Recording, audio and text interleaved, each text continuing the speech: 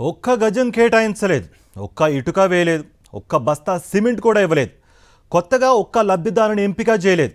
అయితేనే చంద్రబాబు నాయుడు మాత్రం 3 లక్షల ఇళ్లకు గృహప్రవేశం చేసేశానని కామెడీ చేస్తున్నారు. బాబు అబద్ధాలు చూసి కోట్లాది మంది పగలబడి నవ్వుకుంటున్నారు. జగన్మోహన్ రెడ్డి హయాంలో లక్షలాది ఇళ్ల స్థలాలు దక్కించుకున్న లబ్ధిదారులు మాత్రం బాబు నైజం చూసి నిప్పులు చెరుగుతున్నారు. బాబు అబద్ధాలకు అంతే ఉండదా అని మండిపడుతున్నారు. ఉమ్మడి తూర్పుగోదావరి జిల్లాలో జగన్మోహన్ రెడ్డి హయాంలో నిర్మించిన ఇళ్లల్లో ఏడాదికి పైగా లబ్ధిదారులు నివసిస్తున్నారు. ఇప్పుడు ఆ ఇళ్ల దగ్గర కూటమి నేతలు ఫ్లెక్సీలు పెట్టి గృహప్రవేశం అయిపోయింది అంటున్నారు. ఇవన్నీ మా బాబే కట్టించారని చెప్పేసుకుంటున్నారు.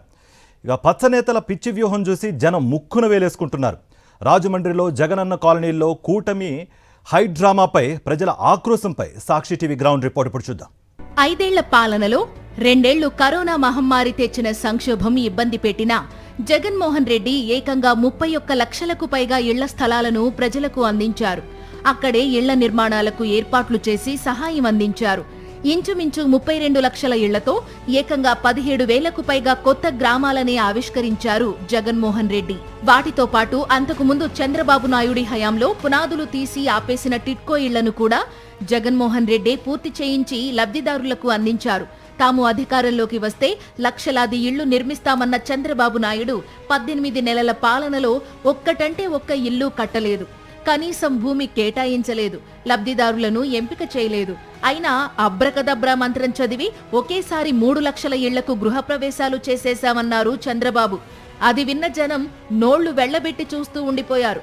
రాజమండ్రిలో జగనన్న హయాంలో ఇళ్లు పొందిన వారు ఏమంటున్నారో మా ప్రతినిధి హరీష్ అందిస్తారు. అధికారంలోకి వచ్చిన ఏడాదిన్నరలోనే రాష్ట్ర వ్యాప్తంగా లక్షల కొద్ది ఇళ్లు కట్టేశామని కూటమి ప్రభుత్వం గొప్పలు చెప్పుకుంటుందన్న ఆరోపణలు అయితే పెద్ద ఎత్తున వినిపిస్తున్నాయి. గృహప్రవేశాల పేరుతో గత ప్రభుత్వం శాంక్షన్ చేసిన ఇళ్లను ప్రారంభించి అదేదో తాము సాధించిన ఘనకార్యంగా చెప్పుకుంటున్నారు. దీనికి సంబంధించి రాజమండ్రి వాసులు ఏమంటున్నారు ఒకసారి చూద్దాం. చెప్పండి, గత ప్రభుత్వం ఇళ్ల పట్టాలు ఇచ్చింది, ఇల్లు శాంక్షన్ చేసింది. ఇప్పుడు అదే ఇళ్లకు సంబంధించి గృహప్రవేశాలు చేసేసి తమకు రేటు కింద మార్చుకుంటున్నారు.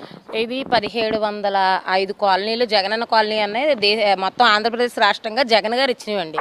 30 లక్షల మంది అక్కచెల్లెమ్మలకి నిరుపేదలకి ఆయన ఏంటంటే, అమ్మ నేను వచ్చాను, మీకు ఏ బాధ లేకుండా పేదలకి ఇల్లు అన్నవి నేను కట్టిస్తానని చెప్పి జగనన్న గారు మాట ఇచ్చినట్టే ఆయన 30 లక్షల మంది అక్కచెల్లెమ్మలకి అన్నవి జగనన్న కాలనీలు అన్నవి కట్టించారండి. గోదావరి జిల్లాలో హడావుడిగా చాలా ఆర్భాటంగా గృహప్రవేశాలు జరిగినాయి. అసలు దానికి సంబంధించి ఇల్లు ఎవరు ఇచ్చారు, దానికి ఎవరు అసలు మంజూరు చేశారు? అది మంజూరు చేసిన జగనన్న గారండి. జగనన్న మంజూరు చేశారు. వీళ్ళు ఏంటంటే అత్త సొమ్ము అల్లుడు దాన ధర్మం అన్నట్టుగా వీళ్ళు క్రెడిట్ అన్నది వీళ్ళు చేసుకుంటున్నారు. అంతే తప్పితే వీళ్ళు ఇచ్చిందంటూ ఏమీ లేదండి. వీళ్ళు 660 హామీలు గతంలో కూడా ఎలా ఎగ్గొట్టారో ఇప్పుడు సూపర్ 6 అని చెప్పేసి హామీలు చేతులు దులుపుకున్నారో అంతే తప్పితే ఏ రోజు కూడా వీళ్ళు ఇచ్చింది చంద్రబాబు నాయుడు గారు ఇచ్చింది కానీ కూటమి ప్రభుత్వం ఇచ్చింది కానీ ఏం లేదు. ఇదంతా కూడా జగన్ గారు పెట్టిందే. జగన్ గారు పెట్టిన సంక్షేమ పథకాలు ఫలాలు మార్చుకుని మేము ఇచ్చేస్తామని చెప్పి అధికారంలోకి వచ్చారు. ఏది కూడా ఈ రోజు నెరవేర్చలేదు. పేదల ఇళ్ళు ఇస్తుంటే 2 సెంట్ల స్థలం ఏం సరిపోద్ది పేదవాడికి శ్మశానం కట్టడానికి? శ్మశానంతో పోల్చిన ఈయన చంద్రబాబు నాయుడు గారు.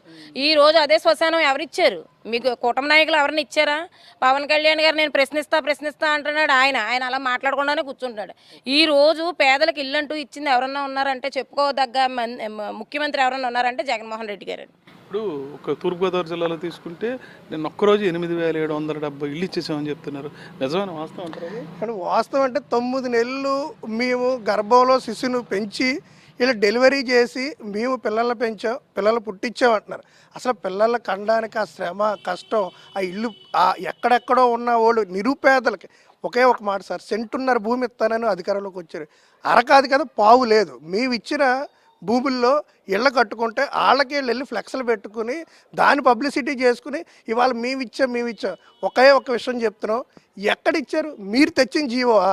మీరు ఇచ్చిన స్థలాలా?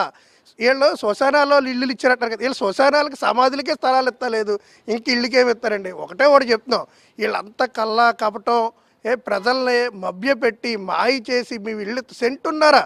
ప్రతి పేద ప్రజలకే సెంటున్నర ఇల్లు ఇస్తాం, డబల్ బెడ్. సింగిల్ బాత్రూమ్ లేదు. వీళ్ళ ప్రభుత్వంలో డబుల్ బెడ్రూమ్ కట్టిస్తామని మాట ఇచ్చారు.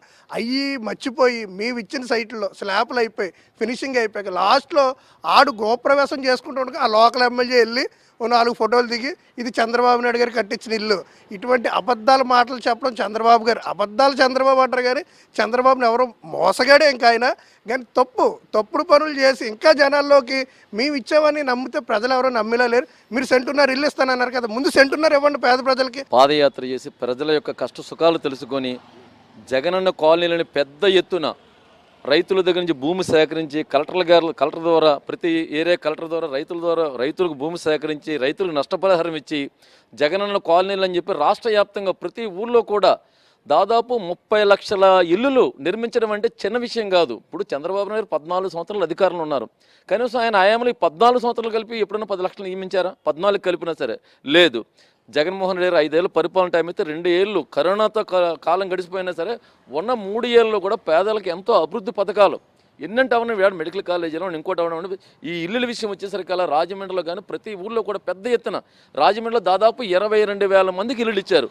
ఆ ఇల్లులు కూడా ఎక్కడ దొంగ పట్టాలని ఏదో అంటున్నారు. ఒక కలెక్టర్ గారు నష్టపరిహారం ఇచ్చి ఫైల్ చేసి దాని జీవో పాస్ చేసి దాని పట్టాల కింద దిద్ది ఎంఆర్ఓతో సంతకాలు పెట్టించి మరిస్తే మీరేమన్నా దానికి ఆప్ చేయగలిగారా? ఈవేళ అదే పట్టాలని అదే ఇల్లుని నిర్మించి మీరు దాని లాస్ట్లో మీరు బొమ్మ చూపించుకుంటున్నారు. అసలు చంద్రబాబు నాయుడు ప్రజల గురించి ఎప్పుడు ఆలోచించలేదు. జగన్మోహన్ రెడ్డి ఆలోచించారు కనుక పెద్ద ఎత్తున జగనన్న నగరాలు నిర్మించాం. వేళ రాష్ట్ర వ్యాప్తంగా చూడండి, ఎక్కడ చూసినా సరే ఇప్పుడు ధర్మవరం రోడ్డు ఉంది, హైవే పక్కన ఉన్నాయి 500 ఇల్లులు. అంటే ఒక బ్రహ్మాండమైన కాలనీ తయారైంది. ఇక్కడ రాజమండ్రిలో ఉంది, గ్రామాల్లో తయారైపోయింది. రాజమండ్రి చుట్టుపక్కల చూడండి, దాదాపు 20 చోట్ల ఇల్లు ఇచ్చారు. 20 చోట్ల 20 గ్రామాలు తయారవుతున్నాయి. రాజమండ్రికి ఇన్ని, ఓ జగ్గంపేటకి ఇన్ని, ఓ గోకవరానికి ఇన్ని, అలా అని చెప్పి అన్ని ప్రతి ఒక్క ఊర్లకి హామీ పత్రాలు ఇచ్చారు. మళ్ళీనేమో కట్టేసిన ఫ్లాట్లు ఉంటాయి కదా, 2 3 అవి కూడా పూర్తి చేసి ఎవరి వాళ్ళకి ఇద్దామన్న టైంలో ఎలక్షన్స్ వచ్చినాయి. పేదోడు నోటికాడు కూడి లాగేసుకున్నట్టు ఎంతో ఆస్తో ఉన్న వాళ్ళు అందరూ కూడా ఇళ్ల పట్టాలు ఏంటి, ఇంటికి కట్టేసిన ఇళ్ల గురించి ఏంటి, ఏది ఒక్కటి కూడా ఇవ్వలేదు.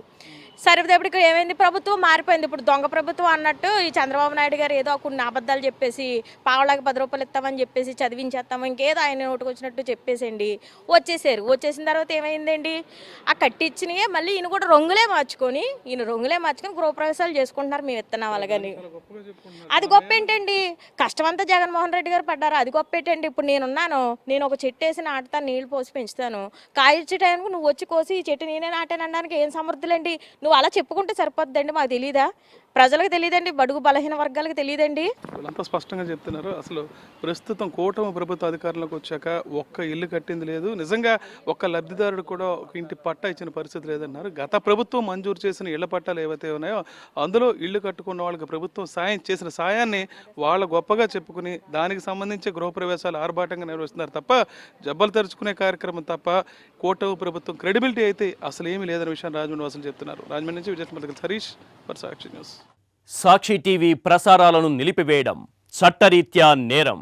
సాక్షి టీవీ ప్రసారాల కోసం మీ స్థానిక కేబుల్ ఆపరేటర్ను వెంటనే సంప్రదించండి. DTHలో ఇంటర్నెట్లో కూడా సాక్షి టీవీ ప్రసారాలను వీక్షించవచ్చు.